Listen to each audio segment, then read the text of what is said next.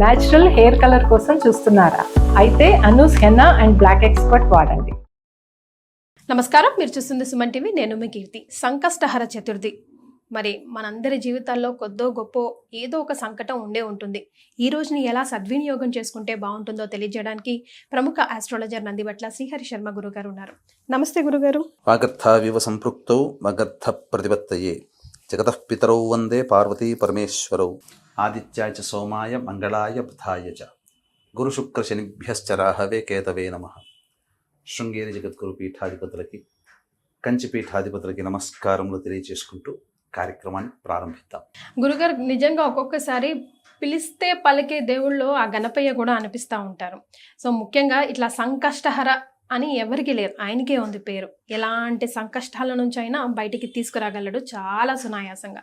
మరి ఈ రోజుని మేము ఎలా సద్వినియోగం చేసుకోవాలంటారు? సంకష్టహర చతుర్థి అంటే గణపతికి సంబంధించినటువంటిది. మనకు కలియుగ ప్రమాణాన్ని అనుసరించి కలో చండీ వినాయకో కాలభైరవ. ఎందుకు చెప్పాల్సి వచ్చిందనంటే, ఒక్కొక్క యుగానికి దేవతలు, కొన్ని దేవతలు ఉంటారు, కొందరు వాళ్ళు అతి శీఘ్రంగా ఫలితాలు ఇస్తారు. అంటే సంకల్పము మాత్రము చేతనే ఆ దేవతల్ని ఉపాసించినటువంటి కారణం చేత సంకల్పం మాత్రము చేతనే ఫలితాలని త్వరగా ఇచ్చేసేస్తారు, అతి శీఘ్రంగా. క్షిప్రము అని అంటారు.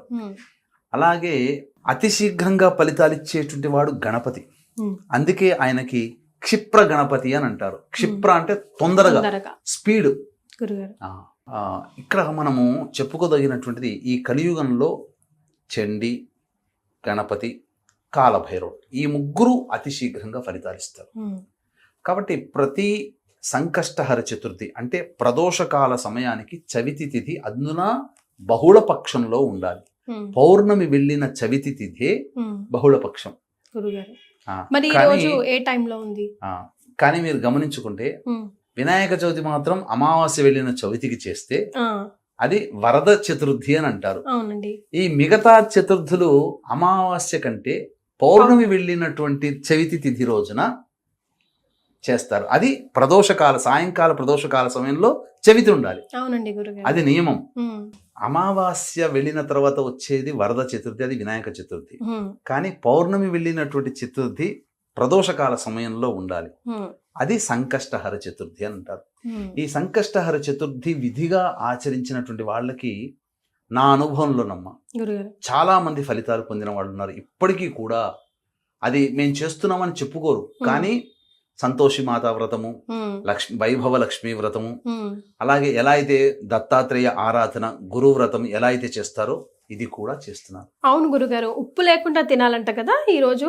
అవును, సంకష్టహర చతుర్థి రోజు వ్రతం ఆచరించిన వాళ్ళు ఉప్పు లేకుండా తినాలి. సాయంకాలం వరకు ఏం తినకుండా ఉపవాస నియమాన్ని పాటించాలి. అసలు శివరాత్రి రోజున ఉపవాస నియమం ఎలా అయితే పాటించమని శాస్త్రం చెబుతుందో, ప్రతి ఏకాదశి రోజున ఉపవాసం ఉండాలని ఎలా చెబుతుందో, అట్లాగే సంకష్టహర చతుర్థి రోజున ఖచ్చితంగా ఉపవాసం ఉండాలి ఆచరించేవాళ్ళు. ఆచరించి పుణ్య ఫలితాన్ని అనుభవించే వాళ్ళు కూడా నిజంగా నేను కూడా మా ఇంట్లో చేస్తారు గురుగారు. చాలా అసలు ఆ వారాలు 8 వారాలు, 5 వారాలు, 16 వారాలు అనుకుంటారు కదా, ఎంత కఠినమైన కోరికైనా నిజంగానే తీరుతుంది. ఒక్కసారైనా చేస్తానని, లేదా 3 వ్రతాలు చేస్తానని, 11 వ్రతాలు చేస్తానని, షోడశ వ్రతం 16 వ్రతాలు చేస్తానని, అష్టాదశం అంటే 18 సంకష్టహర చతుర్థి చేస్తానని, అలాగే 21 వ్రతాలు అంటే 21 సార్లు చేస్తానని, నక్షత్ర వారాలు అంటే 27 సార్లు చేస్తానని మొక్కుకునే వాళ్ళు ఉన్నారు. అది చేసిన తర్వాత అసలు మొదలుపెట్టినటువంటి కొన్ని వారాల్లోనే, అనగా కొన్ని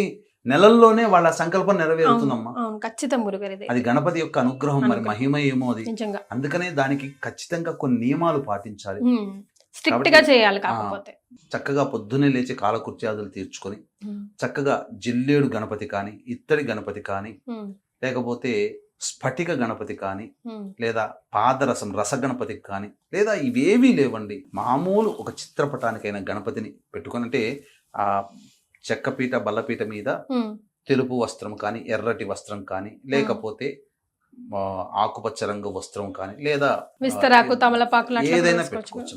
ప్లాస్టిక్ లేకుండా పెట్టేసి ఆ గణపతి ప్రతిమ పెట్టి, ఆ గణపతి ప్రతిమ ముందర ఒక పళ్ళెములో ఒక 3 పిడికిళ్ళైనా, ఎంత వాళ్ళ శక్తి కొలది, ఆ బియ్యాన్ని పెట్టి, ఆ బియ్యంలో చక్కగా గణపతిని లేదా గణపతిని చిత్రపటం.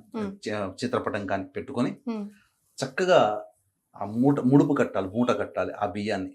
ఉమ్, ఏదైనా ఒక వస్త్రంలో, శుభ్రమైనటువంటి వస్త్రంలో కలిపి చక్కగా గణపతి పూజ చేసుకొని షోడశోపచార విధానంగా వినాయక వ్రత కల్పం గణపతి వినాయక మూట ఏం చవితి కట్టాలి గురుగారు? మూటలో బియ్యం కలపాలి, బియ్యం పెట్టాలి, 3 పిడికెలు కానీ. చిత్రపటం బియ్యం ముందు. పైన పెట్టాలంటున్నారు కదా. లేదమ్మా, చిత్రపటం పెట్టి చిత్రపటం ముందర బియ్యం కట్టుకొని ఒక కట్టుకొని వస్త్రంలో వస్త్రం పెట్టాలి. పెట్టుకొని మూట కట్టుకొని పెట్టుకోవాలి. చిల్లర పైసలు లేకపోతే డబ్బులు ఏమైనా పెట్టాలి? ఏం అవసరం లేదమ్మా, ఓకే. చక్కగా పెట్టి ఉమ్, మంటపం వేసుకుంటే మంటపం వేసుకోవచ్చు. మళ్ళీ అంటే బియ్యం మీద కానీ గోధుమల మీద కానీ మంటపం పెట్టుకొని చక్కగా ఈ యొక్క సంబంధించినటువంటి షోడశోపచార విధానంగా కలశం? వినాయక వ్రతకల్పం ఎలా అయితే చేస్తారో ఉమ్, ఆ వ్రతకల్పం ముందర పెట్టుకొని గణపతి ఆరాధన పూజ చేసుకోవాలి. ఉమ్, చేసుకున్న తర్వాత ఆ రోజంతా ఉపవాస నియమాన్ని పాటించాలి. ఉమ్, పాటించి సాయంకాలం ప్రదోషకాల సమయానికి గణపతి దేవాలయానికి చేరుకొని, లేదా ఉదయం పూటనైనా కానీ గణపతి దేవాలయానికి చేరుకొని గణపతికి గరికతో అష్టోత్తర పూజ చేసి అభిషేకం అర్చన దేవాలయంలో చేయొచ్చు, ఇంట్లోనైనా చేసుకోవచ్చు. ఉమ్,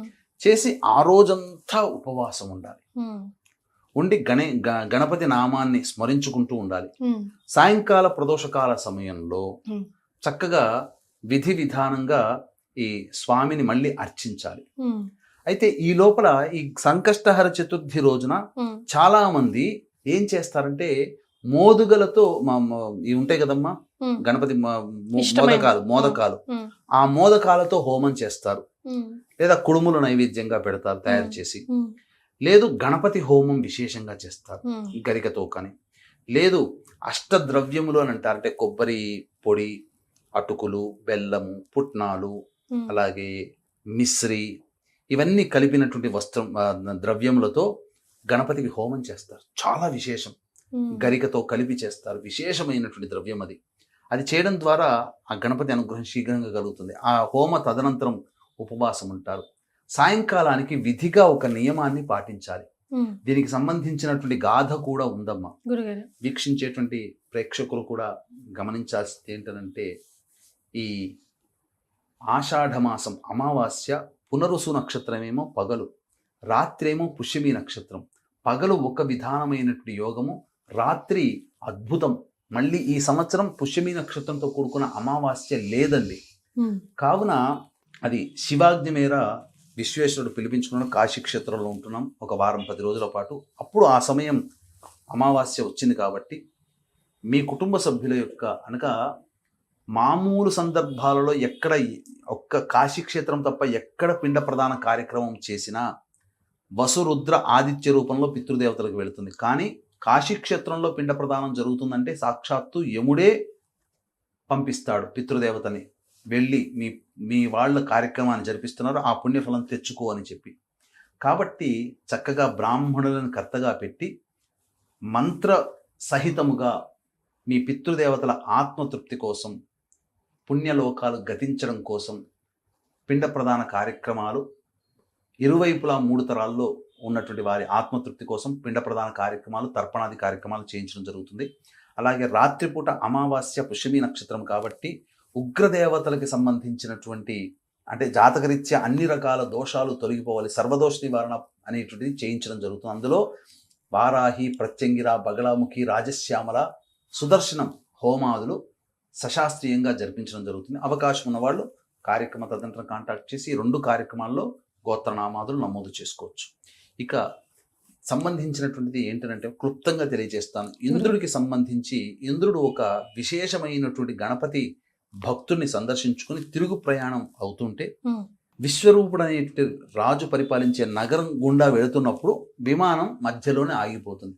అంటే ఈ యొక్క రాజ్యంలో పాపకర్మలు చేసిన ప్రజలు ఉన్నారు కాబట్టి వాళ్ళ నెగిటివ్ ఎనర్జీ వెళ్ళి ఆ విమానం అనేటువంటిది ఆగిపోయింది. విమానం మళ్ళీ ముందుకు కదలాలి అని అంటే ఎవరైనా సంకష్టహర చతుర్థి అంటే గణపతి ఉపాసన చేసినటువంటి వ్యక్తి ఒకరోజు చతుర్థి వ్రతాన్ని ఆచరించిన పుణ్య ఫలితాన్ని ధారాదత్తం చేస్తే విమానం కదులుతుందని అశరీరవాణి పలుకుతుంది.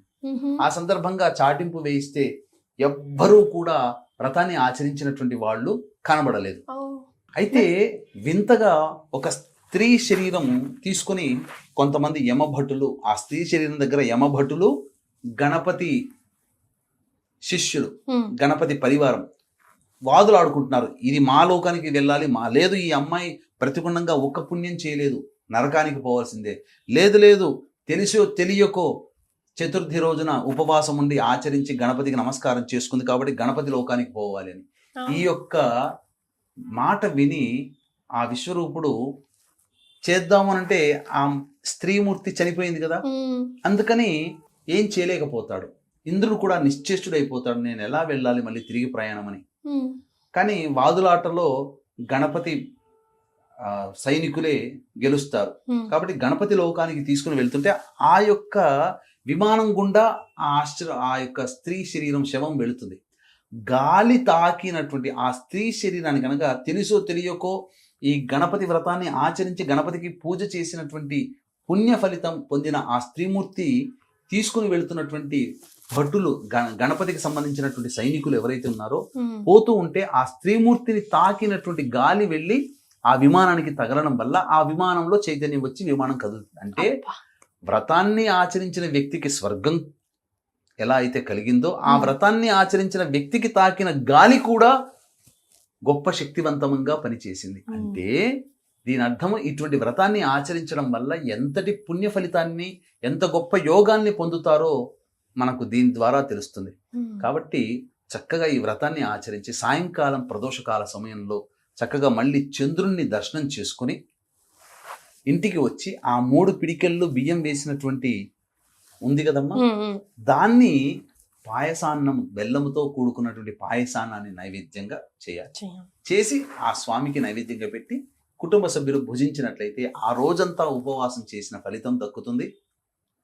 అప్పుడు ఆ గణపతి యొక్క అనుగ్రహం కలగడం ద్వారా వాళ్ళ జీవితంలో ఎదుర్కొనే అనేక సమస్యలన్నీ కూడాను అతి త్వరగా నివారణ అవుతాయని చెప్పడంలో ఏమాత్రం సందేహం లేదు. ఇది నమ్మి చేయండి, గణపతి అనుగ్రహాన్ని పొంది తీరుతారు, అందులో సందేహము లేదు అని చెప్పవచ్చు. చాలా సంతోషం గురుగారు, అనేక విషయాలు తెలియజేశారు. ధన్యవాదాలు. సర్వం శ్రీ ఉమామహేశ్వర పరబ్రహ్మార్పణమస్తు.